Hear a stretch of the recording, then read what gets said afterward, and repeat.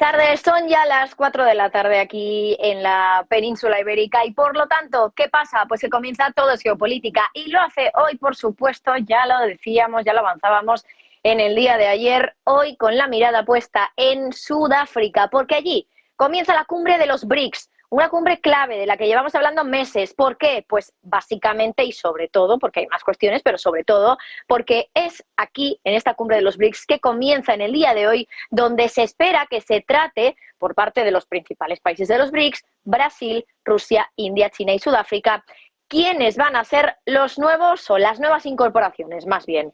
Porque ya lo saben, hay hasta 40 países que quieren introducirse, formar parte de los BRICS. Un bloque que, por ejemplo, desde China dicen que quiere, pues ser una contraparte o ser un rival más bien para, por ejemplo, el G7, que de momento es, pues el grupo de potencias más importantes del mundo. Por otra parte, desde Brasil, hoy Lula da Silva, su presidente, parece que no comulgaba demasiado con lo que decía, en este caso, China, ¿no? Por otra parte, hoy hemos escuchado a Lula da Silva decir que no quieren ser un desafío para el G7 ni para Estados Unidos, simplemente convivir como un grupo organizado. Ahora sí, vamos a saludar ya a nuestros invitados en este programa de Todo es Geopolítica. Hoy contamos con Eduardo Irastorza, profesor de OBS Business School, Ezequiel Vistoletti también nos acompaña, doctor en Ciencia Política, profesor de Relaciones Internacionales en Alemania, y Jorge Cachinero, experto en Relaciones Gubernamentales y Riesgos Políticos. A los tres, muchísimas gracias, bienvenidos como siempre y gracias por atender a la llamada de Negocios Televisión.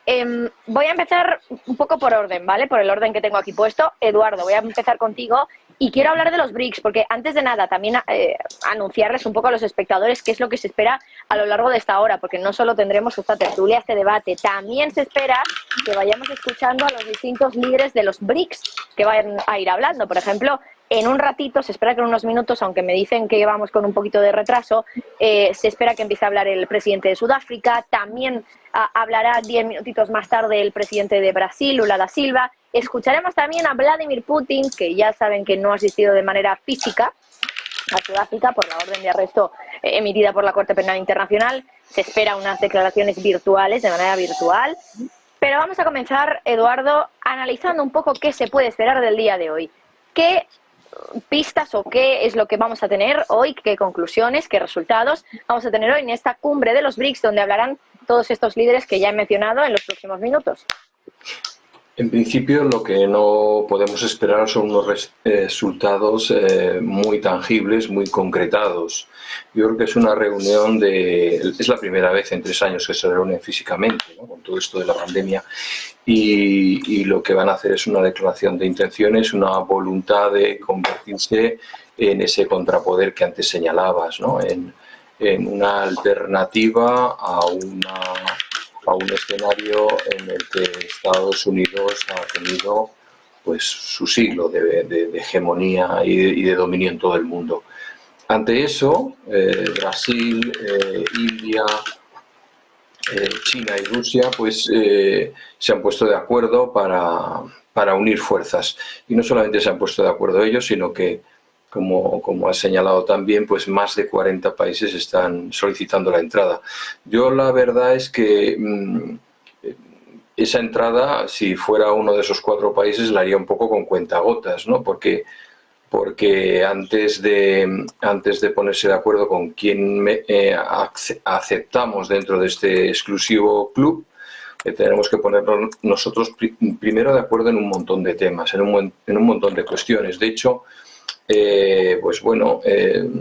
ninguno de estos países representa un modelo político totalmente homologable con los estándares convencionales que se han manejado en Occidente en las últimas décadas, ¿no? Todos tienen sus propios intereses. China, yo creo que eso sí lo vamos a ver en esta cumbre, China va a ponerse de largo y a asumir el papel de liderazgo. Hoy hablará Putin por Skype, probablemente, ¿no?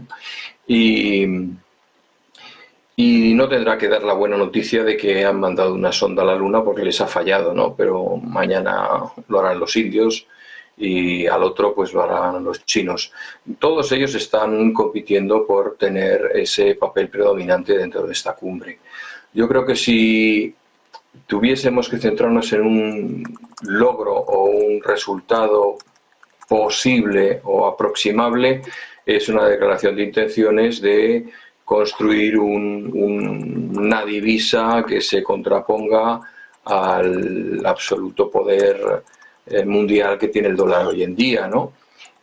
China ha comprado durante los últimos meses cantidades ingentes de oro. Parece que esa divisa estaría respaldada por el patrón oro. Vamos a ver. Bueno, yo creo que eso es hasta donde se puede esperar que se tangibilice una demostración de fuerza, de presencia, de poder y una intención de construir una voz que se contraponga a los poderes tradicionales, ¿no? Voy a saludar ahora a Jorge Cachinero, experto en relaciones gubernamentales y riesgos políticos, porque sé que se tiene que ir a eso de I-20 y por si acaso nos pilla alguna comparecencia entre medias, pues quiero darle paso ya. Jorge, muy buenas a ti también, gracias por estar con nosotros. ¿Qué esperas tú de esta cumbre de los BRICS? Escucharemos hablar a Putin, también a Lula da Silva, el presidente de Sudáfrica. ¿Qué se puede esperar? ¿Moneda común? ¿Cuántos países pueden entrar? Cuéntanos. Buenas tardes, Marta. Gracias por la invitación. Yo creo que Eduardo ya ha avanzado bastante. Creo que este es el comienzo de un proceso. No deberíamos asistir a esta cumbre como una cumbre de la que fueran a salir decisiones o resultados dramáticos, llamativos, espectaculares durante estos 2 o 3 días.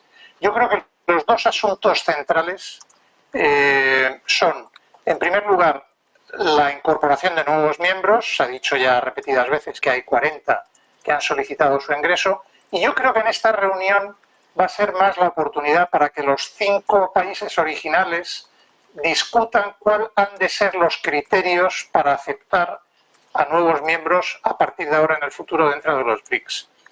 Y lo que tengo claro es que los BRICS, por muchos miembros que se incorporen en los próximos meses y años, no va a ser una organización pesada, burocrática, con una gran estructura organizativa. No va a ser una ONU 2.0. Yo creo que ese modelo de club de amigos y de socios que se reúnen para cerrar operaciones comerciales y de inversiones en sus mercados respectivos es una de las virtudes de esta alineación de BRICS que yo creo que los fundadores van a querer respetar.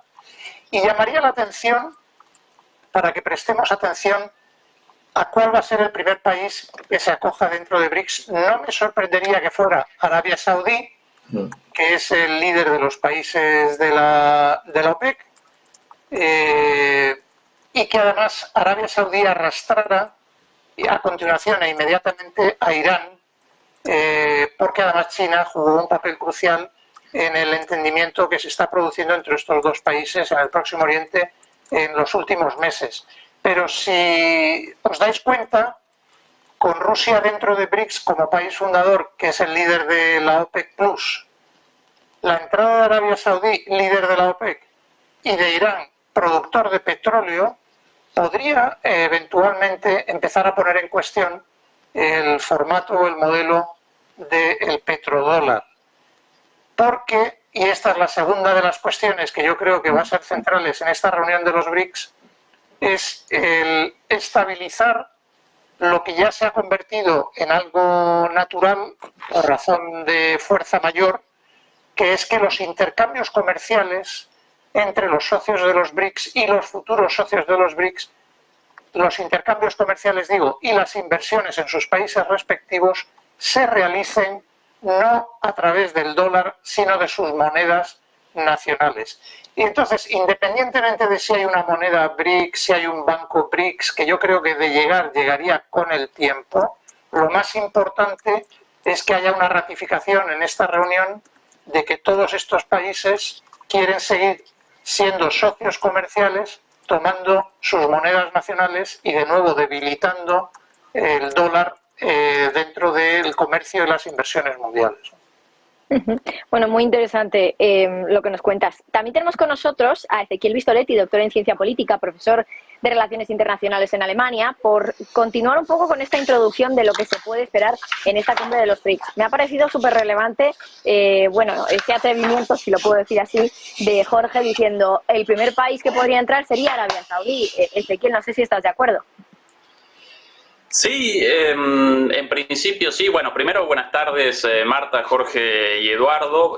Acompaño los análisis anteriores respecto al primer país incorporado. Bueno, ahí realizaríamos especulaciones, posiblemente Arabia Saudita, por todas las razones citadas recién por Eduardo, podría representar el primero de estos países, pero en última instancia no determinan nada en particular, no determinaría nada especial, ya que tras Arabia Saudita o tras Argentina o tras Egipto o tras Irán van a comenzar otros países a realizar su ingreso a los BRICS, y sin lugar a dudas el ingreso y los criterios van a aparecer, los criterios de ingreso van a aparecer como el tema principal de esta cumbre, desde una perspectiva de lo material, de la materialización de decisiones, sin lugar a dudas, y de hecho podemos realizar desde una perspectiva realista ese análisis.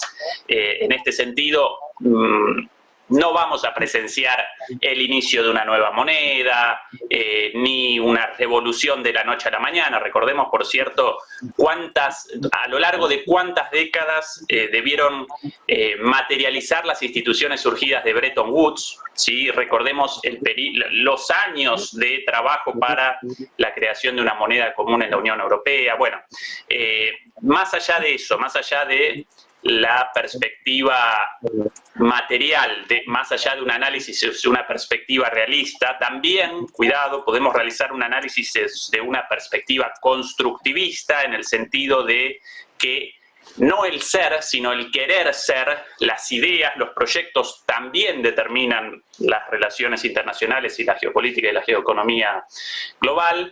Y en ese sentido yo ya presencio cambios muy fuertes, primero desde el hecho a partir del cual todos nosotros, y no solamente nosotros, sino el norte global en su conjunto, los líderes del norte global, están estableciendo el foco de su atención en esta cumbre. ¿Sí? El mundo aparece enfocado en esta cumbre, lo cual ya de por sí eso representa un cambio enorme. Primero. Segundo, desde esta perspectiva de cambios deseados, todavía no materializados, pero sí en ciernes y sí buscados. La existencia del BRICS en su situación, en su estado actual, ya determinó la posibilidad de que los países del sur global, prácticamente todos los países del mundo, con la excepción de Europa, Estados Unidos, Canadá, Australia, Nueva Zelanda y Japón, de que pudieran presentar frente a un conflicto en particular, la guerra en Ucrania, una postura de neutralidad. Sin la existencia de los BRICS, sin el poderío de China, sin el resurgimiento de Rusia, sin un Brasil en una perspectiva completamente distinta de 50 años atrás, esta postura, estas discusiones hoy aparecerían abstractas. Con lo cual, más allá del tratamiento concreto de los criterios para el futuro ingreso de países, la eventual nominación de algún país, de alguno de los 23 países con pedido formal de ingreso, la eventual nominación de alguno de estos países. Las discusiones relativas a una futura moneda común, o al menos una futura moneda de intercambio común, o los intercambios comerciales en las monedas nacionales. Y otro tema concreto también, la posibilidad de ampliación del Banco de los BRICS ya creado, el denominado Nuevo Banco de Desarrollo y presidido por Dilma Rousseff, la expresidenta brasilera. Bueno, más allá de estas cuestiones materiales analizables desde una perspectiva realista, aparecen cuestiones políticas, de proyecto político, de configuración y reconfiguración de un orden, y esas mismas perspectivas ya están determinando esa reconfiguración del orden mundial. Ya están determinando las perspectivas y los intereses de los actores, tanto de los BRICS como de los actores pertenecientes al G7 o al norte global en su conjunto. Así que, de acuerdo con el análisis de Jorge y de Eduardo, pero realizaría ese agregado. Cuidado, porque la sola existencia de esta reunión y que los que estén presentando estos temas, como por ejemplo presentó el presidente Ramaphosa en el discurso invitacional, antes del discurso inaugural, el presidente de Sudáfrica, Ramaphosa, realizó un discurso invitacional en el cual básicamente recordó que gracias a los BRICS, los países del sur global habían podido establecer una postura de neutralidad y que esa representaría la postura de los BRICS a futuro, una postura de no alineamiento, una postura de resistencia de presiones, dicho así en su discurso inaugural, en obvia referencia a los Estados Unidos, e incluso una postura respecto también particularizó una postura ahí sí más comprometida respecto a Palestina, interesantemente, al conflicto en Palestina. Bueno, todas esas cuestiones aún no materializadas, aún discursivas, aún ligadas a un proyecto político, ya están determinando también los intereses y las perspectivas de todos los actores en el campo global. Por ende, eso representa un factor muy importante y presenciamos sin lugar a dudas un hecho histórico más allá de las medidas concretas al final de esta cumbre. Bueno, pues efectivamente esas medidas tendremos que esperar hasta el final para ver realmente cuál es el país que entra, si se crea o no una moneda común, que tiene pinta de que no, por algunas fuentes que he podido leer, por ejemplo, en Reuters. Pero más allá de esto, quería hablar un poco de lo que hay dentro de los BRICS, dentro de los países que ya forman parte de los BRICS, esos 5 países. Porque es verdad que desde China, escuchábamos ayer que se dice o se pide, ¿no?, que los BRICS sean una especie de rival del G7, pero hoy, por ejemplo, Lula da Silva, en una comparecencia que ha hecho en redes sociales al llegar allí a Sudáfrica, ha dicho que no quieren suponer un desafío para el G7 o para Estados Unidos, que simplemente quieren convivir, pero organizados. ¿Qué os parece esta diferencia de opiniones que hay entre estos dos? Voy con Jorge, perdón, porque sé que se tiene que ir en 3 minutitos, así que quiero darle paso al primero y enseguida voy con Eduardo. Jorge. Me parece normal, como he dicho antes, siendo los BRICS como son, una asociación de intereses comerciales sin ninguna estructura pesada y poderosa detrás y con cada uno de los miembros originales con estructuras políticas y económicas diversas, ¿no? Yo no lo vería, no esperaría de los BRICS ni ahora ni en el futuro que actuara con una visión única sobre los problemas del mundo, pero lo importante es que la realidad de los hechos es la que se está abriendo paso y por mucho de que unos hagan unas declaraciones en un sentido o en otro, lo que el mundo está observando es que el liderazgo hegemónico de los Estados Unidos con la ayuda de sus aliados occidentales, que se materializaba a través del sistema en lo económico de Bretton Woods y en lo militar y de seguridad a través de la Alianza Atlántica desde el final de la Segunda Guerra Mundial, está resquebrajándose. Y están surgiendo otros focos de poder alternativo, aunque no se llamen por ese nombre, que en la práctica están creando relaciones políticas, de seguridad, económicas, comerciales y de inversión distintas. Y cada uno, como el que entra en un restaurante, de todos los miembros actuales de BRICS y los que puedan llegar en el futuro, abrirán la carta de los BRICS y escogerán aquellos platos dependiendo de la situación en la que se encuentre cada uno de los países en cada momento determinado, ¿no? Jorge, sé que en un minutito te tienes que ir, así que muchísimas gracias por estar con nosotros. Gracias a vosotros, hoy un placer. En Todo es Geopolítica y como siempre un placer tenerte. Vamos con un poquito de retraso, nosotros no, desde la cumbre de los BRICS, porque se esperaba que a 10 ya comenzaran esas comparecencias. De momento no tenemos ninguna, pero vamos a seguir un poco con este análisis de lo que pasa dentro de los BRICS, de esas diferencias de opiniones que hay sobre si los BRICS tienen que ser un grupo de países rivales al G7 o si no tienen que desafiarles en absoluto. Eduardo. Bien, yo creo que la Organización de Países No Alineados ya se inventó hace mucho tiempo, ¿no? Y sabemos cómo terminó. Al final los intereses pues no son políticamente siempre coincidentes. Yo no espero de los BRICS algo mucho más de lo que ha señalado Jorge. Yo creo que precisamente es esa flexibilidad y ese foro, sobre todo con una dimensión económica más que política, es lo que más posibilidades tiene de prosperar.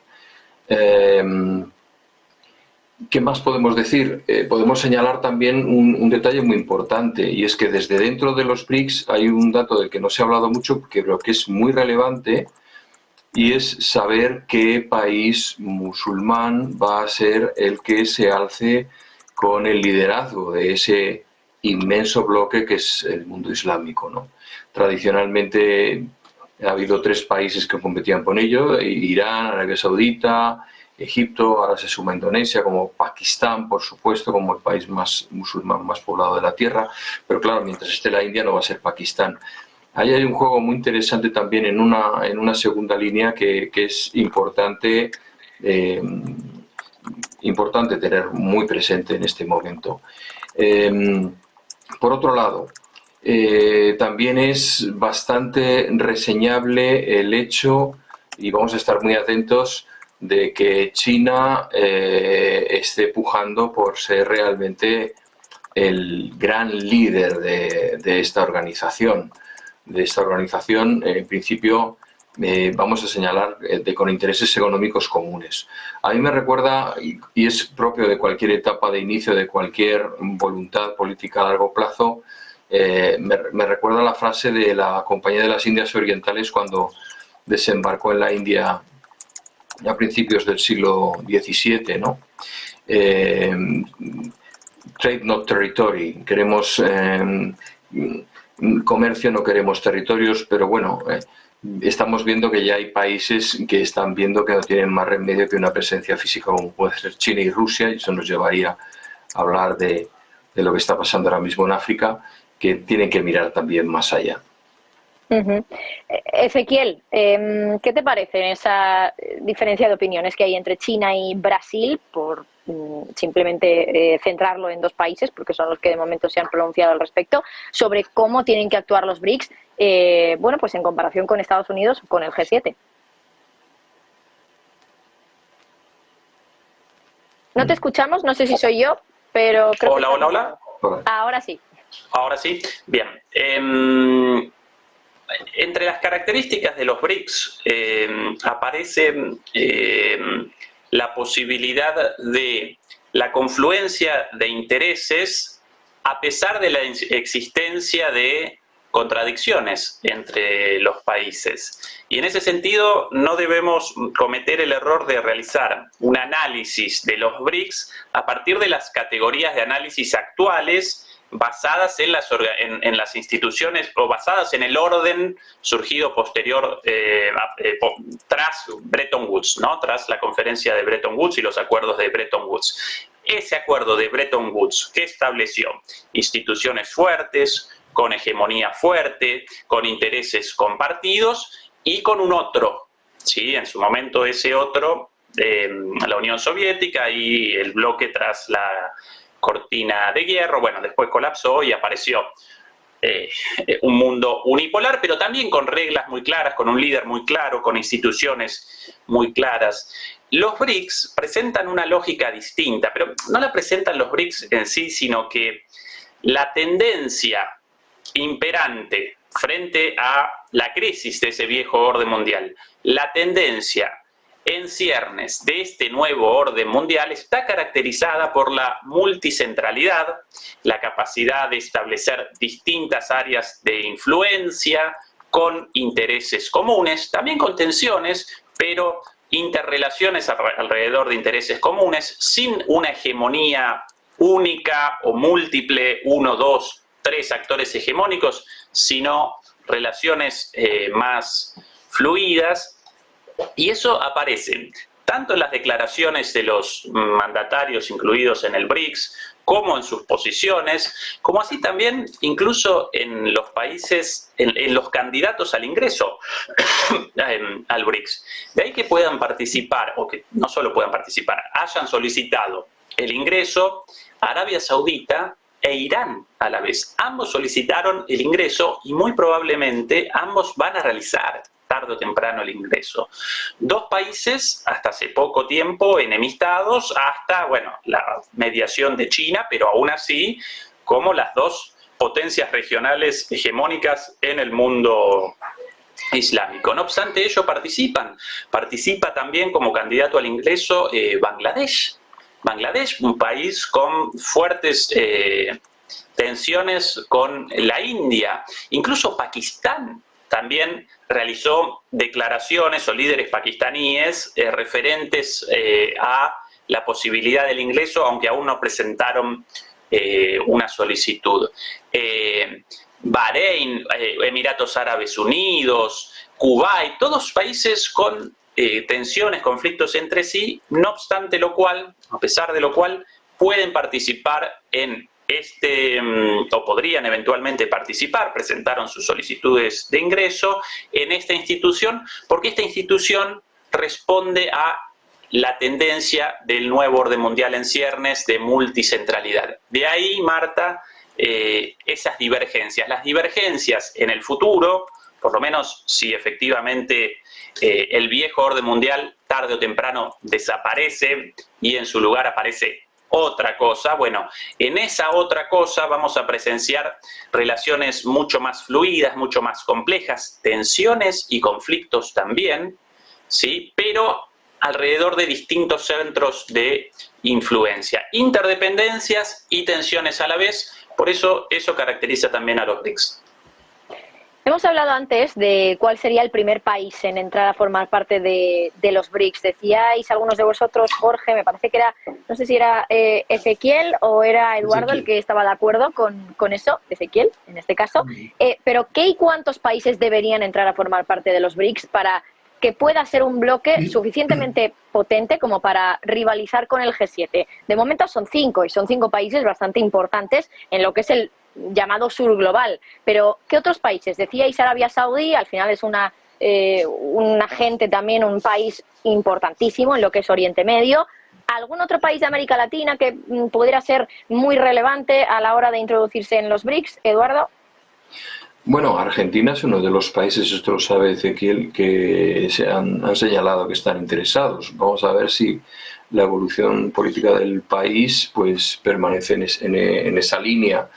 Yo creo que es el país con más chance para entrar a formar parte dentro de lo que son los estados latinoamericanos, ¿no?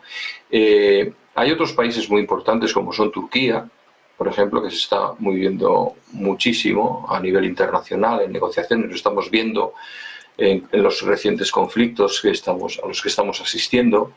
También se ha pensado Egipto, es ese país que nunca renuncia antes lo señalaba, ¿no?, a liderar, aunque sea moralmente, el mundo islámico. De alguna forma siempre ha capitalizado todos los movimientos en la zona. Yo creo que, insisto, el hecho de que se incorporaran más países restaría fuerza a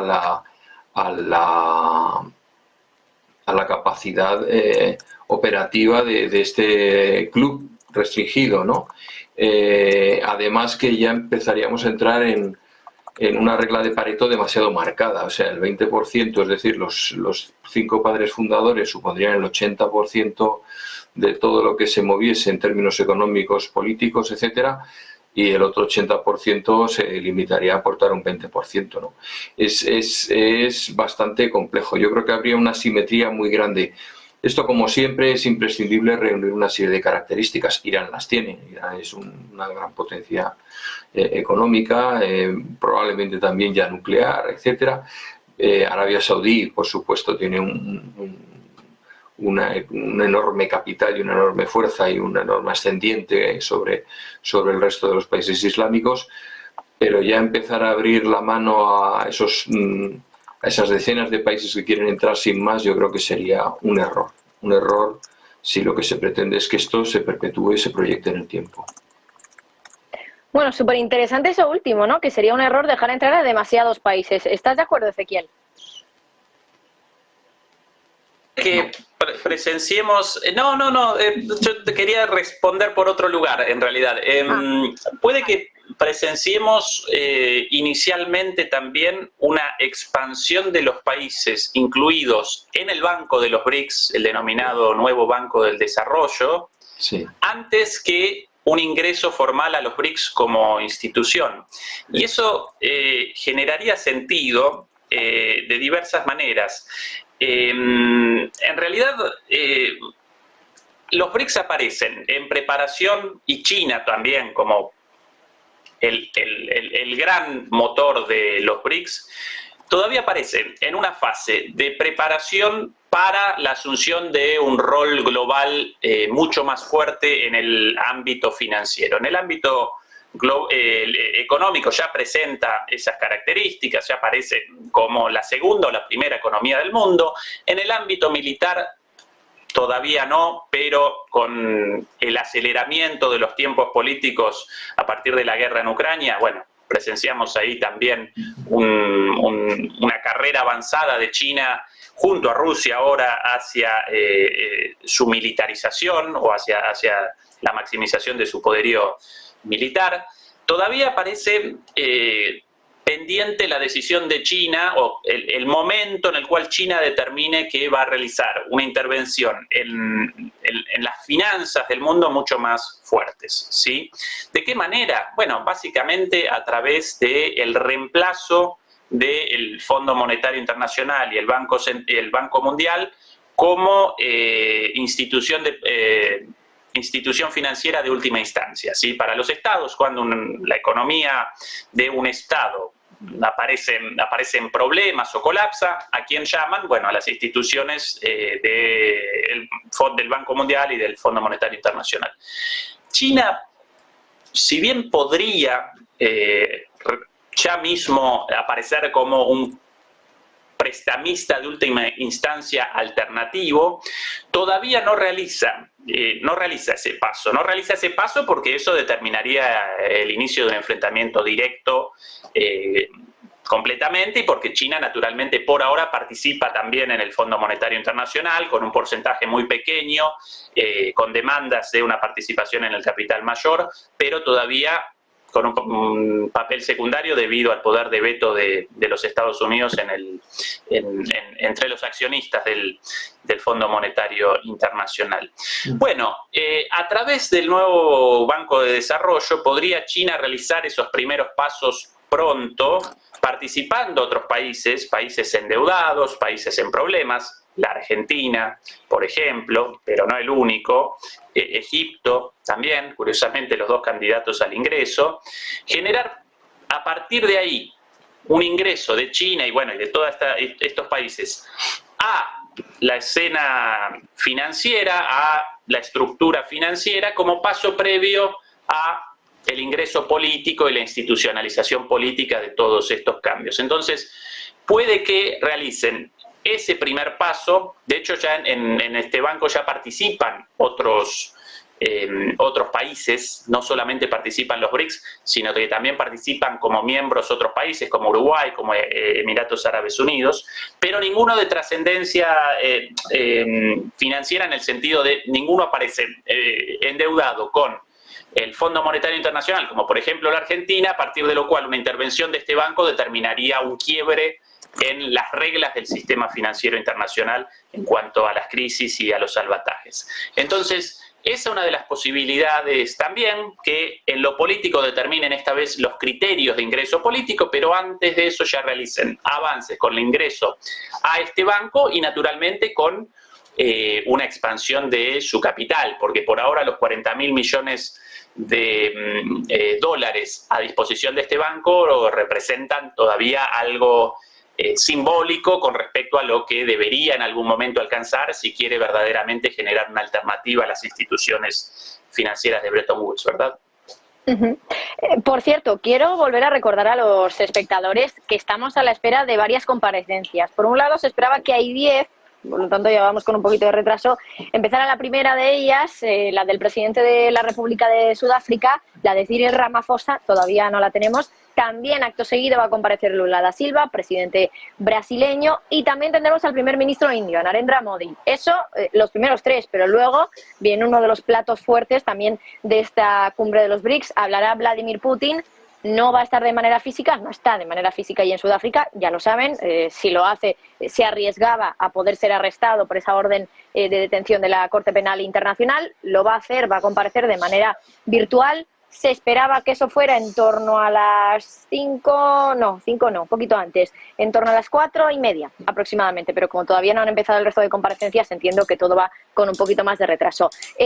Quería ya dejar a un lado, de momento, el tema de la cumbre de los BRICS, porque creo que ya hemos tocado un poquito todo. Si queréis añadir alguna cosa, sentiros libres, por supuesto, de hacerlo, pero por ir con otros temas, temas también del día, relacionados con la guerra de Ucrania, quería volver a tratar uno de los temas que parece súper recurrente últimamente, que es el hecho de que hay drones, que Rusia dice que son ucranianos, que están atacando, según los rusos, territorio de Rusia, sobre todo territorio de la capital de Rusia, de Moscú. Hoy Rusia dice que ha vuelto a derribar otros dos. Ayer también el titular era exactamente el mismo, esta madrugada hemos visto lo mismo.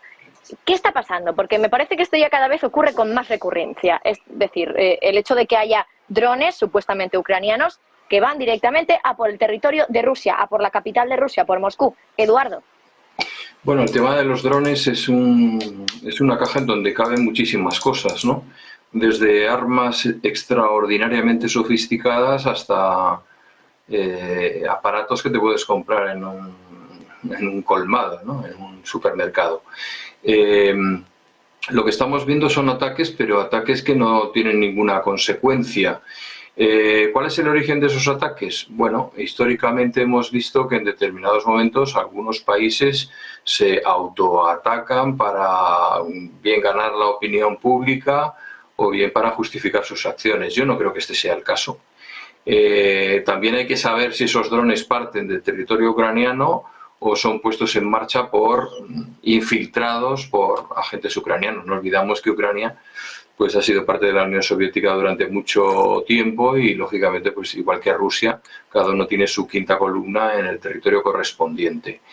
Esos ataques de drones, a mí lo que me preocuparía realmente es que las autoridades de Ucrania tampoco lo reivindicasen, es que no lo reivindique absolutamente nadie, porque lo deja en un terreno bastante indefinido que puede generar accidentes, y cuando digo la palabra accidentes digo reacciones desproporcionadas, ataques que de por sí pues no son ni mucho menos tan graves como los que pueda causar un misil de los que cuentan ambos arsenales, ¿no? Eso por un lado. ¿Se van a seguir produciendo? Pues es difícil predecirlo, aunque yo creo que sí. También creo que esto es resultado del enquistamiento del frente, absolutamente. Es decir, ya estamos debatiendo si han tomado una determinada localidad o las afueras de una ciudad. Es decir, esto ya habla de un frente completamente estabilizado, cuando menos. Y en un frente estabilizado y en una guerra de desgaste, pues quien tiene todas las de ganar es Rusia, porque está a la defensiva. O sea, todo lo que tengo es tuyo y por poco que me quede siempre será tuyo. El que está obligado a golpear es Ucrania y ha fracasado en esa ofensiva. De hecho, ya se está hablando de que este otoño se puede poner las bases para un alto el fuego, no una paz. Yo siempre insisto en este concepto, alto el fuego, ¿no? Yo no creo que nadie se vaya a sentar en una mesa a negociar cara a cara, ni mucho menos. Lo más que harán será como en Corea, cada uno en una mesa, firmar un documento y dejar de pegarse tiros, ¿no? La verdad es que es curioso, porque a ese ataque de drones pues también hemos visto cómo ha habido el ataque Rusia ha reivindicado el ataque a un barco ucraniano. Los ucranianos tienen absolutamente cerrada la salida del grano por el mar. En estos momentos Rusia domina completamente el tráfico marítimo. Y esto pues está obligando también a un aspecto que es muy interesante de los últimos días, horas, que son pues reuniones como la que ha tenido Van der Leyen con Zelensky, para buscar otras salidas a esa necesidad. Yo creo que esta guerra, por emplear un adjetivo muy de moda, no es sostenible por mucho más tiempo. Y hay una cosa que me da un poquito de miedo. Yo recuerdo una frase de Kissinger en su libro Diplomacia que señalaba que cuando una situación militar no progresa, muchas veces los militares dan un paso al frente y deciden que son ellos quienes que tienen que resolver esta cuestión, al margen de las decisiones políticas. Vamos a ver cómo capea esto, sobre todo Ucrania en los próximos días, ¿no? Porque no tiene alternativa. Ya le han dicho claramente que no va a formar parte de la OTAN. Se están reuniendo países, hoy se reunían, creo que hoy era o ayer, Portugal y Polonia para dar ayudas, pero ayudas muy, muy comedidas. Croacia le va a dar 30 millones en armamento, que eso es el chocolate del loro, eso lo gastan en un día. Los países del avispero balcánico pues están declarando su intención de apoyar a Ucrania, pero es sobre todo una declaración de intenciones. Es decir, yo creo que esta situación se pueden dar eso que señalaba antes, accidentes, ¿no? Que de repente pues un dron llegue donde no tiene que llegar, o una central nuclear empiece a perder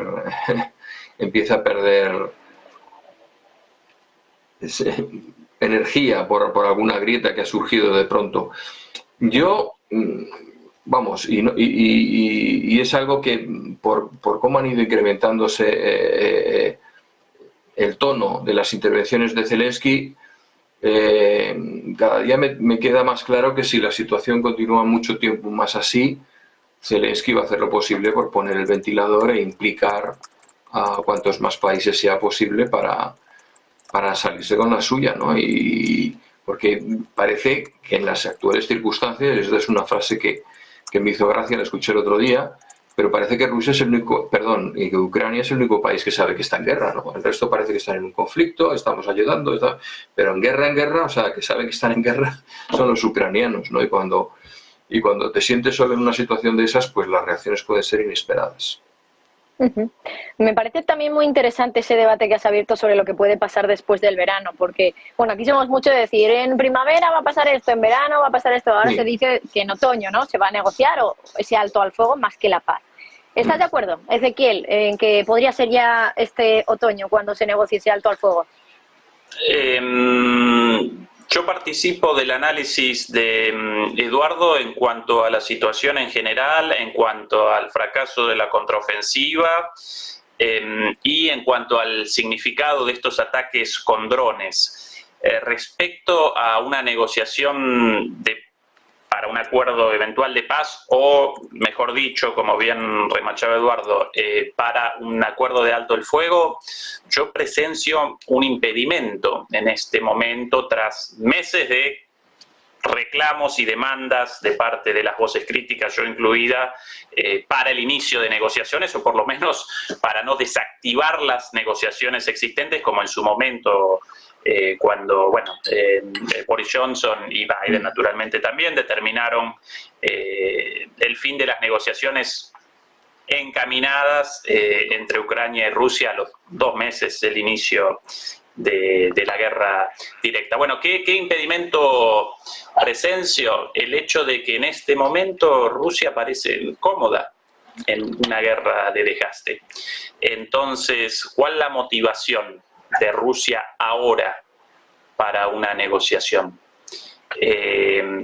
En una guerra de desgaste en la cual presenciamos un desgaste muy fuerte de las Fuerzas Armadas ucranianas, precisamente por su rol ofensivo, naturalmente también por las deficiencias de su ofensiva, conocidas por todos los analistas críticos, como así también, en mi opinión, por los propios geoestrategas del norte global y de los Estados Unidos, una ofensiva sin apoyo aéreo y deficiencia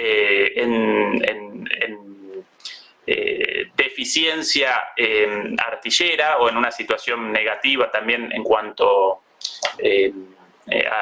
a la lucha de artillería, la batalla de la artillería. Entonces, ante esa situación presenciamos o aparece un desarrollo cada vez más negativo para la ofensiva ucraniana, para sus fuerzas armadas, de pérdida de material, de pérdida de soldados, ¿no? A veces caracterizamos a esto como el desgaste de las fuerzas armadas, pero bueno, debemos recordar que aparece gente muerta detrás de esa palabra, desgaste, y Rusia con su maquinaria industrial lanzada a esta batalla de desgaste, a esta guerra de desgaste, carece de motivaciones en este momento para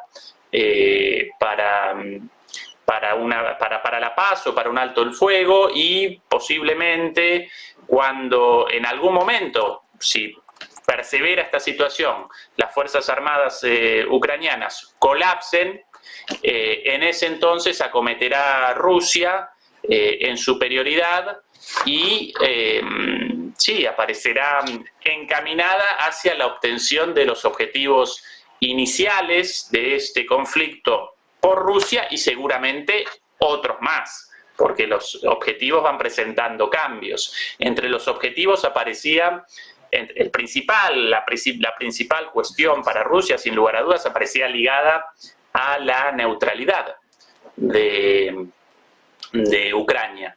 Y aparentemente las propuestas de la OTAN hasta el momento para este eventual alto el fuego o tratado de paz responden a la lógica de, bueno, realicemos la entrega de los territorios ya tomados, pero generemos el ingreso a la OTAN del resto de Ucrania. Bueno, eso Rusia no lo va a convalidar, porque esa representaba la principal causa del inicio de la invasión. Esa Ucrania restante además aparecería enemistada a muerte con Rusia, ¿sí? Por ende, ellos a esto lo llamaban al derrocamiento del gobierno de Ucrania. Ellos, el Kremlin lo presentaba como la desnazificación, más allá de la palabra en curso, un gobierno en una Ucrania reducida, un gobierno fuertemente enemistado con Rusia, tampoco aparece como una opción para Rusia, ¿sí? No va a convalidar esto. Y bueno, la entrega de los territorios ya tomados representa un delirio, un sinsentido total. La economía de Rusia no colapsó y difícilmente Europa vaya a restablecer los vínculos económicos anteriores, incluido el vínculo energético a través de los gasoductos. Entonces, una vez más, ¿qué motivación aparece para Rusia en un acuerdo negociado? Entonces yo presencio ese obstáculo. Cuando las partes, y yo con esto machaqué durante todo el primer año de la guerra, cuando las partes aparecen lanzadas a todo nada, a una resolución militar a todo nada, bueno, finalmente el ganador de ese conflicto va a determinar las condiciones de la rendición del otro y no una negociación, ¿sí? Y como esta guerra desde el principio aparecía definida en el sentido de que si la OTAN no participa, y especialmente Estados Unidos, no participaba con tropas en el terreno desde el principio, las Fuerzas Armadas de Ucrania, a pesar del apoyo militar y financiero de la OTAN, no iban a poder responder a las Fuerzas Armadas rusas nada más y nada menos. Bueno, en este escenario actual, Rusia difícilmente vaya a participar en una negociación y determinará las condiciones de la capitulación más bien de Ucrania, quizás con algún efecto cosmético para que esto aparezca como vendible para los países occidentales, ¿sí? Para que no aparezca como una derrota catastrófica, pero bueno, en última instancia lamentablemente representará una derrota catastrófica para para Ucrania en el sentido de la pérdida de territorio, de la muerte de muchísima gente, de su economía destruida, de la gente joven emigrada a Europa o a otros lugares del mundo. Bueno, estas las consecuencias de políticas, en mi opinión, equivocadas, tendientes a la búsqueda de objetivos absolutos y no a la consecución de acuerdos estables a lo largo del tiempo. Y bueno, entonces aparecemos en esta situación en la cual negociación de paz ahora con los rusos en la ofensiva, cómodos, difícil. Nos quedan aproximadamente 5 minutitos. Creo que Eduardo quería intervenir y responder a algo que ha dicho Ezequiel. Solo os aviso de que nos quedan 5 minutos, ¿vale? Vale, perfecto. No, yo creo que hay algo que tenemos que tener muy presente, y es que también la guerra ha entrado en su fase 3.0. La 1.0 fue replico la invasión de Ucrania, mando todos mis soldados y es estupendo, ahí se encontraron un montón de pérdidas. El 2.0 fue vamos a mandar a nuestras tropas más salvajes, por decirlo de alguna forma, a los Wagner, no son directamente nuestras tropas, sino un tercero. Ahora ha llegado a un punto de profesionalidad. Rusia está atacando los canales logísticos de Ucrania. Rusia está golpeando de una manera mucho más quirúrgica. Está llevando a cabo una guerra nocturna, como señalaba Ezequiel. No tiene ningún motivo para dar el primer paso en una negociación. Eso es evidente, ¿no? Y respecto a mantener el conflicto, pues puede permanecer en esta situación enrocado por tiempo indefinido, yo creo. ¿Qué ocurre? Que la Unión Europea y Estados Unidos también pueden intentar aproximarse a Rusia y plantear una serie de ventajas y de volver a unas circunstancias más de mayor comprensión entre los dos frentes, entre los dos lados, ¿de acuerdo? De tal manera que sí vaya a ese acuerdo. Vamos a ver qué pasa. Yo, desde luego, creo que tropas de Estados Unidos no los vamos a ver en Ucrania. Me resulta muy difícil creerlo. Está muy lejos de que la opinión pública norteamericana presione hasta el punto de poner a sus hombres y sus medios ahí sobre el terreno. Ya saben lo que pasa cuando hacen esas cosas y nunca han salido bien librados. Y yo creo que esta es así. Es decir, hemos pasado de esa guerra de todo o nada, que señalaba Ezequiel, a una guerra en la cual es mucho más llevadero porque estamos hablando de golpes y contragolpes mucho más medidos. Bueno, ahora sí, nos quedan 3 minutitos. Tenemos muy poquito tiempo, pero quería un poco dejaros más libertad, ¿no?, para concluir esta edición de Todo es Geopolítica en un día donde estamos centrados en la cumbre de los BRICS. No nos ha dado tiempo a hablar de Ucrania y Europa. Quería hablar un poquito de esto porque hoy se ha conocido que Ucrania ya ha recibido 12.000 millones de la Unión Europea en ayuda macrofinanciera, que se habla por parte de Charles Michel, de von der Leyen, de la adhesión de Ucrania a la Unión Europea, que sigue siendo una prioridad. Y, por cierto, Zelensky hoy también pidiendo que la Unión Europea ponga fin a la prohibición de compras de cereales por algunos de los países miembros de la Unión Europea. Ezequiel, nada, tenemos poquito tiempo. Os voy a dar aproximadamente 1 minutito y pico a cada uno para hacer la última intervención a modo de conclusión. Libertad total para lo que queráis decir o mencionar. Esto de Zelensky, Ucrania, Unión Europea o cualquier cosa relacionada con los BRICS, que sé que a los espectadores... Sí, quizás sobre en las últimas semanas comenzó un movimiento de despegue, de alguna manera. Apareció el audio, bueno, en las últimas semanas comenzó un movimiento de despegue de Estados Unidos y de la OTAN respecto a la figura de Zelensky, a la cual con mucho cinismo responsabilizan del fracaso de la contraofensiva, quizás con miras a la búsqueda de una negociación o quizás porque, ya para Estados Unidos ya realizó Zelensky su función y bueno, ahora deben comenzar nuevos tiempos. Eso aparecía dentro de lo previsible, pero sí rechazo profundamente un movimiento similar relativo a o con respecto a responsabilizar a los soldados ucranianos enviados al frente del fracaso de la ofensiva, enviados a la muerte segura, con muchísimo coraje, pero bueno, tristemente estos chicos enviados ahí a una muerte segura, como sacrificio de las luchas geopolíticas globales, y eso para mí representa un acto de cinismo intolerable, verdaderamente horrible, porque independientemente de la nacionalidad de las víctimas, la posición de cada uno respecto a este conflicto, sí, ahí aparecen chicos jovencitos muertos, amputados, familias desgarradas, y no puede aparecer, además de su uso, de su utilización política, también después el cinismo de responsabilizarlos de esta debacle militar previsible. Eduardo, un minutito aproximadamente para ti, para hacer una conclusión final. Pues una conclusión final sería que no me gustaría estar en las botas de Zelensky y su gente en este momento, en el sentido de que es tremendamente complicado estar metido en una guerra que ni tú mismo puedes dirigir, ¿no? Que hay tantas imposiciones desde fuera. Yo creo que Ucrania no es libre de las decisiones militares y estratégicas, como ha señalado Ezequiel. Sí está pagando un precio brutal por eso mismo, pero yo, si llegan las Navidades y seguimos en guerra y fuera Zelensky, lo que le pediría a los Reyes Magos es que me dejen dirigir mi propia guerra, ¿no? Porque realmente tiene que ser muy, muy incómodo.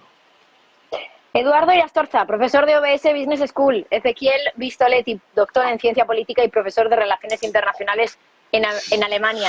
Como siempre, todo un placer teneros a los dos aquí. También hemos contado con Jorge Cachinero un poquito antes. Ya saben que enseguida les colgaremos todo el programa completo en YouTube. Muchísimas gracias, Eduardo, Ezequiel. Gracias como siempre y que tengáis buena tarde. Igual. Chao, chao. Hasta pronto. Y recordarles a los espectadores, seguimos pendientes aquí en Negocios Televisión de las distintas comparecencias que todavía no se han realizado dentro de lo que es la cumbre de los BRICS. Ya saben que se esperaba comparecencia de Cyril Ramaphosa, el presidente de Sudáfrica, Lula da Silva, el presidente de Brasil, Narendra Modi, también el primer ministro de India, y como plato fuerte, Vladimir Putin no está ahí presencialmente en Sudáfrica en la cumbre de los BRICS. Ya saben por qué, por esa orden de arresto de la Corte Penal Internacional, pero va a comparecer de manera virtual.